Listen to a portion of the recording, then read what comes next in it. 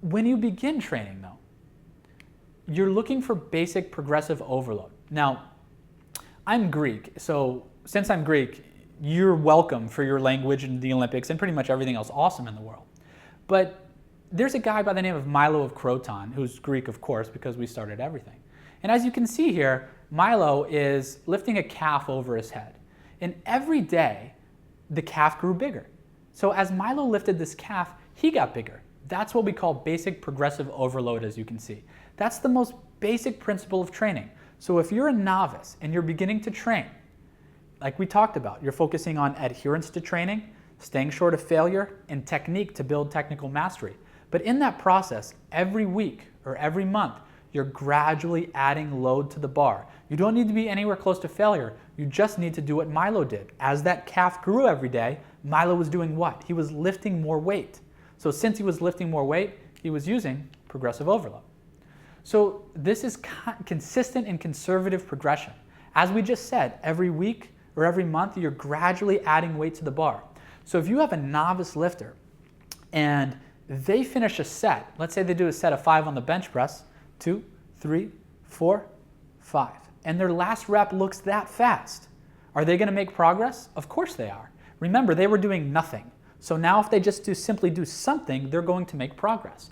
So if that consistent and conservative progression is just 2.5 kilograms per week or every couple weeks, and the reps look that easy, they're still going to make progress. You will make progress quickly as a beginner. Remember in that example where the 5th rep looked like this. You could probably add 15 kilograms to the next week for that beginner or for yourself, whoever the lifter is. It doesn't mean that you should.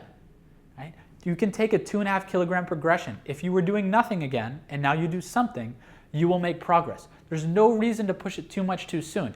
Just as jumping up to a max and not having to worry about powerlifting type training immediately can lead to the risk of injury, well, if you progress 15 kilos a week just because you can, that's too much of an increase in volume too soon, right? As we're going to look at later on in this module, yes, volume is a word we're going to look at time and time again that is related to muscle growth and related to strength. However, if you're currently doing this volume and then you add 15 kilos and you jump to this volume, well, that's a huge change in the amount of absolute and relative volume that you're doing. So conservative and consistent progression. Stay calm with it, stay gradual with it.